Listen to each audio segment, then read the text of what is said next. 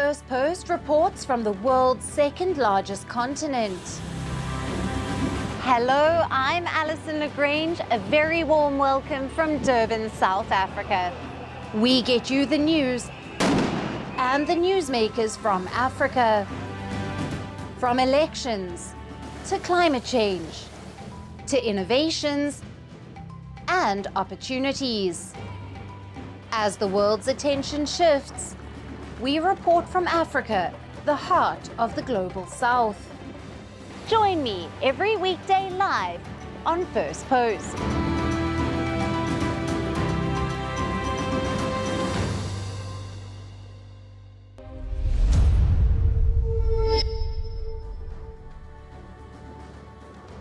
Hello and welcome to Firstpost Africa, where we get you the top stories from the continent and from across the world.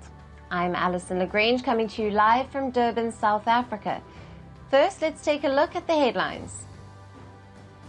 Hamas says it will release the bodies of 4 hostages this Thursday in exchange for the release of over 600 Palestinian prisoners. That was delayed by Israel over a humiliating release of captives.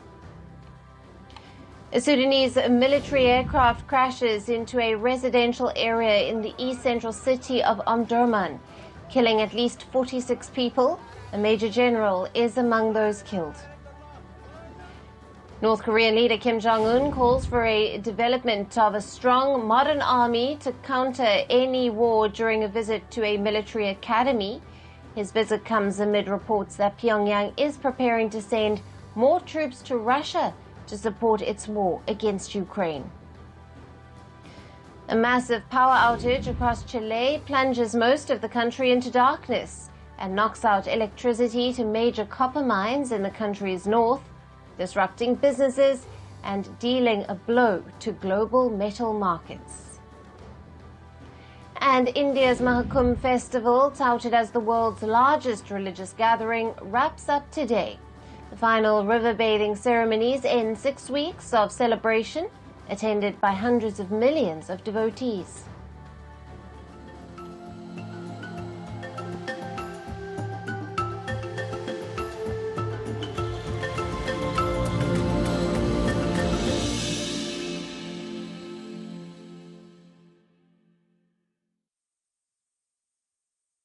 Hello and welcome.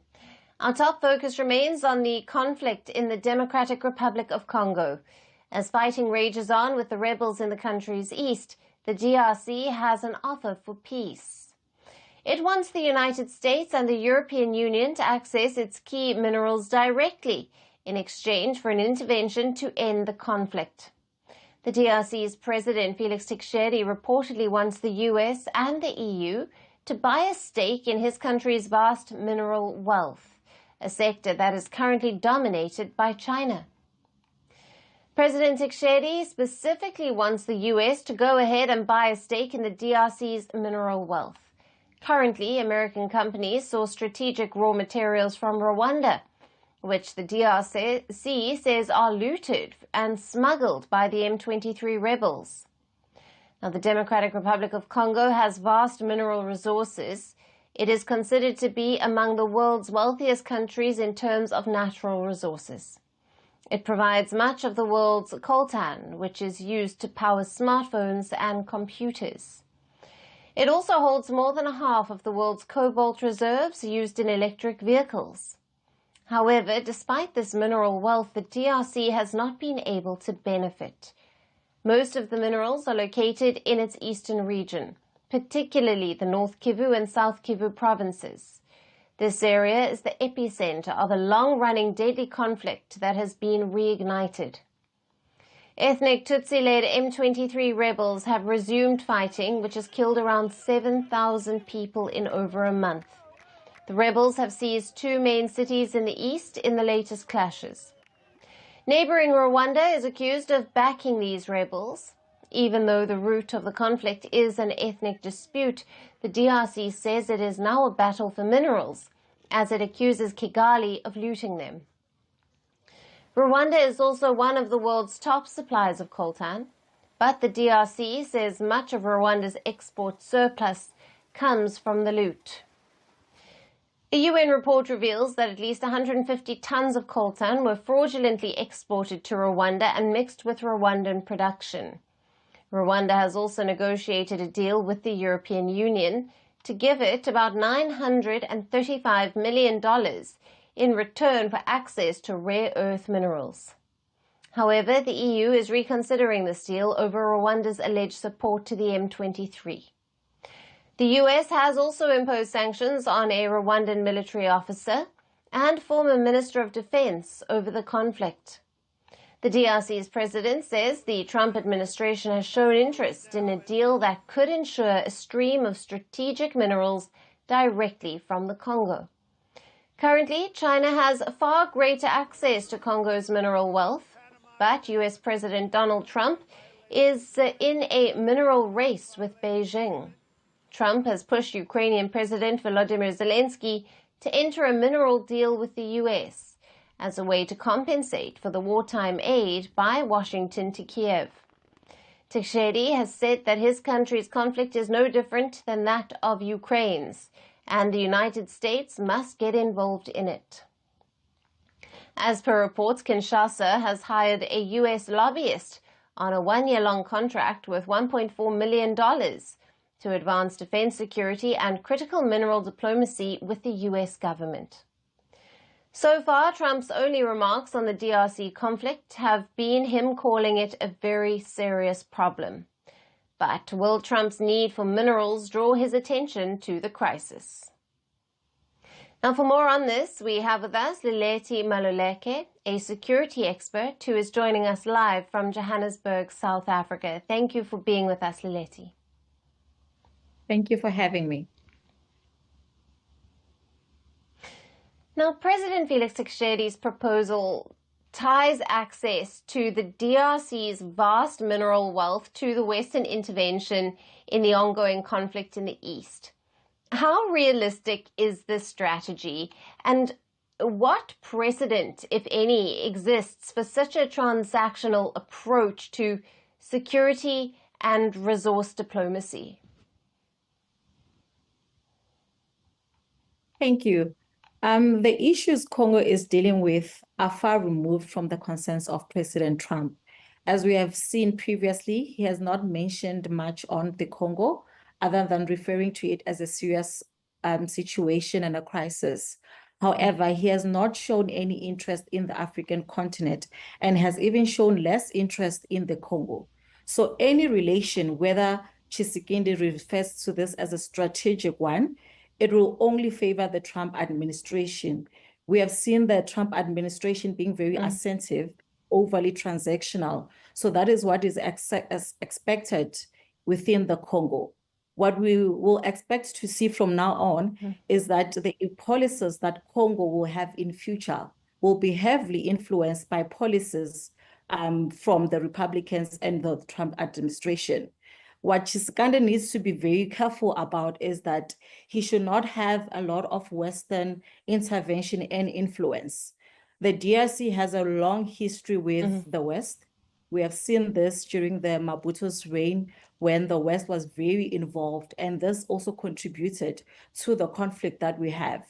We have also seen the West have relationships with Rwanda, who is actually backing M23. So if we want to see something that is progressive for Congo, I think Tshisekedi needs to be very careful of not allowing the US have too much power and try to balance the interests of both the US and the parties that are already involved in the Congo.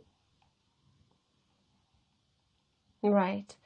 And given past instances where Western involvement in African conflicts has had mixed results, what kind of intervention would be effective in stabilizing the Eastern DRC? And what risks does Kinshasa face if the promised security assistance does not materialize as expected? The Congo definitely needs an effective peacekeeping intervention that will not lead to prolonged instability like we have seen. In the past, there have been dialogues that have been held in Congo to resolve the situation. However, it has not involved all parties in the country. We have seen Tshisekedi speak against the M23 and refuse to have dialogue with the M23, which I think is an opinion and rather a situation that he needs to rather engage more in. We cannot have civilians, citizens, local parties, NGOs, and other civil societies not involved. We need to have a less involved Western power. We do not need regional actors being more actively involved. We require member states of SADC, for example, of the East African community to both be on the same page and also be politically willing to act against this issue. I think we should put away member states' interest at this point and see what works for the Congo right now. Because if we do not find an effective peacekeeping mechanism, for example, we might see Tshisekedi's reign being recognized as illegitimate or rather undermined or perceived as a failure. As we have seen with Kabila, as we have seen with Mobutu, a lot of the rebels have considered him an illegitimate leader. And this is because he was not involving the predecessors were not involving local parties in the dialogues, and these undermined their legitimacy. So what we need is an effective intervention that will not only require military operations, but also diplomatic operations and economic measures that will ensure that all local parties in the Congo are heard and they are understood. Right. Lelesi, thank you very much for being with us on Firstpost Africa and for your valued analysis and insights there. Thank you so much. And while fighting continues in the DRC's east, a mystery illness has killed over 50 people in the northwest part of the country. Now, this disease has been reported in the DRC's Equateur province. At least 50 deaths and 439 cases have been reported in just over 5 weeks. Now, what this disease and its causes remain unknown. The patient zeros, the illness was first reported in 3 children who reportedly ate a bat. All 3 died after severe fever. Now, some of the other symptoms included vomiting and internal bleeding. And what's most worrisome is that most deaths have occurred within 48 hours.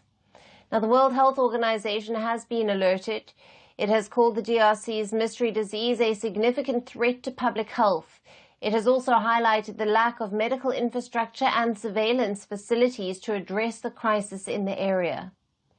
Mystery illnesses are not new to the DRC. Last year in December, an unknown illness with some similar symptoms killed over 100 people. However, that disease later turned out to be a severe case of malaria. In fact, as per the WHO, the number of these types of outbreaks in Africa has surged by more than 60% in the last decade.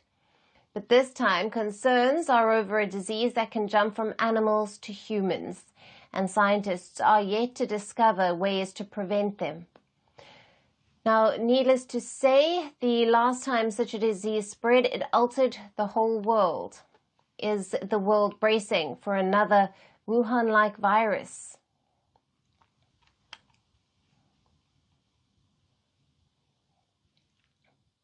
And now shifting our focus to West Africa, Nigeria is once again witnessing a heated controversy. This time it involves the aid it receives from the United States. Nigerian lawmakers are demanding the Bola Tinubu-led government to thoroughly investigate allegations made by a U.S. congressman that U.S. aid agency has been funding Boko Haram terrorists in the West African country. Now, lawmakers in the country want the government to create an independent panel to address the claims made by U.S. Congressman Scott Perry during a House subcommittee hearing in Washington earlier this month. Perry, who belongs to President Donald Trump's Republican Party, made a sensational charge that the United States Agency for International Development, or the USAID's annual budget of $697 million, was inadvertently funding terrorist organizations including ISIS, Al-Qaeda, Boko Haram, and their affiliates. But he provided no substantial evidence to back this claim. Now, this has spurred concerns among Nigerian lawmakers who have linked Perry's accusations to long-standing suspicions about international non-profits aiding terrorist outfits in the region, including providing firearms training. The Nigerian Senate has summoned the country's security chiefs, including the National Security Advisor, for a high-level session to discuss the concerns. The Senate President has also vowed to discontinue U.S. aid's operations in Nigeria if the agency is found guilty of sponsoring terrorism. Last month, the West African country's military chief, General Christopher Musa, had also flagged concerns during an interview about the foreign funding of Boko Haram, a notorious group known for kidnappings, killings, and human rights abuses that have wreaked havoc in the northeastern Nigeria, as well as neighboring countries. However, dismissing Perry's allegations, the U.S. Embassy in Nigeria said in a statement that there were comprehensive monitoring and evaluation systems to help verify that U.S. assistance reached the intended recipients. It further noted that the U.S. condemned the violence by Boko Haram and continues to work with Nigeria and regional partners to counter terrorism. Still, the statement has done little to ease concerns of Nigerians who have demanded the government gather evidence, interview stakeholders, and review financial records related to U.S. aid funding in Nigeria. Now, the U.S. aid has been providing significant aid to Nigeria in the areas of health, education, food security, as well as humanitarian assistance in the form of shelters and sanitation. Nigeria received over $1 billion of U.S. aid in 2023, mostly through the U.S. aid agency. But in recent weeks, the organization has come under intense scrutiny. U.S. President Donald Trump has sought to dismantle the U.S. aid, accusing the agency of widespread corruption. Elon Musk, who Trump appointed to head the Department of Government Efficiency, has also voiced criticism of U.S. aid, alleging that it conducts rogue activities. So as these condemnations against U.S. aid continue to grow, the debate in Nigeria has intensified over the role of foreign aid and non-profit agencies in conflict zones, particularly when terrorist organizations like Boko Haram remain a serious threat.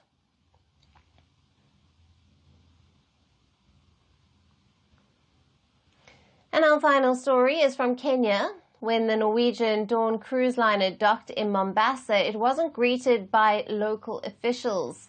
It had Kenya's very own President Ruto rolling out the red carpet. While the government insists this is a strategic push to boost tourism, many young Kenyans are questioning why their head of state is personally playing host to vacationers. Is this leadership desperation or just another misstep? Our report gets you all the drama on the docks. Take a look. Being a president is no small feat. But if you thought the role of a head of state involved handling crucial matters of importance, think again. Because Kenya's President William Ruto just added cruise ship greeter to his resume. On Sunday, Kenyans were left scratching their heads as President Ruto personally welcomed the Norwegian Dawn cruise liner at the Mombasa port. The luxurious ship, complete with 2,200 tourists and 995 crew members, was met with a red carpet rollout, government officials, and of course the man himself, President Ruto. Taking to X, formerly Twitter, President Ruto enthusiastically declared that the country is investing in every way it can to offer enriching experiences to drive up the tourism numbers. This will also spur foreign investment and stimulate economic growth. While President Ruto painted it as a strategic move to boost tourism, young Kenyans were less than convinced. The question on many people's minds: why is the president of a country personally welcoming a cruise ship? Doesn't he have better things to do for himself and the country? Social media, never to miss a moment, erupted in confusion, sarcasm, and outright disbelief.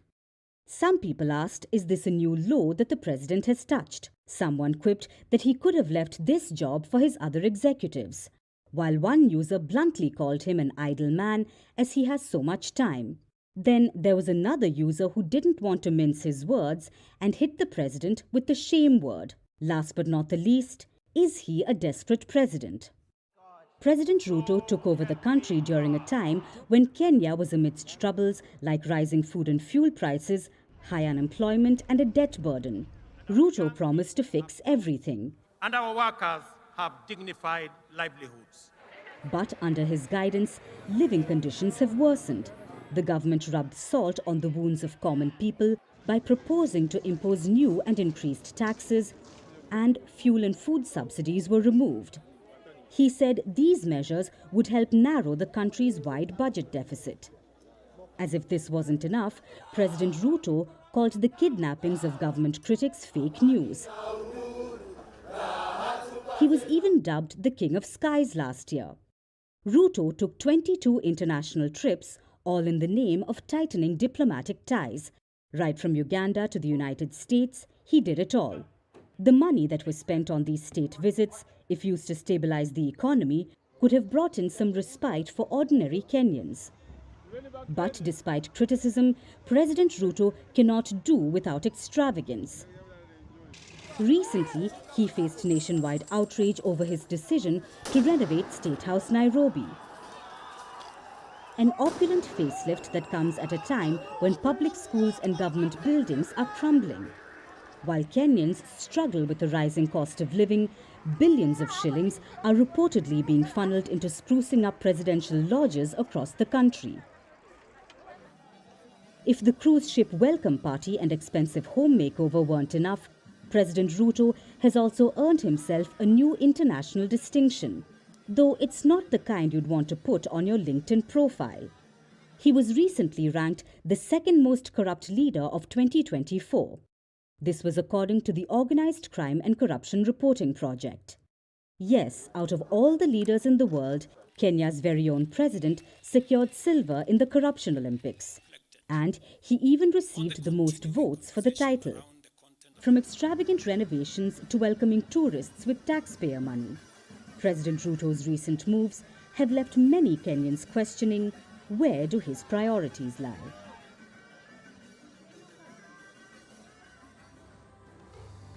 And that's it on the show for today. We will see you again tomorrow at the same time. Thank you for watching, and goodbye.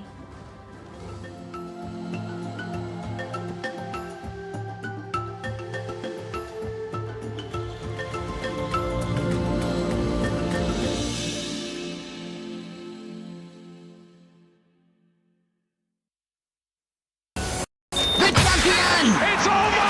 He's done it again! Unbelievable! Oh, straight into the roof of the net. Nice one. Straight down the middle. So a good...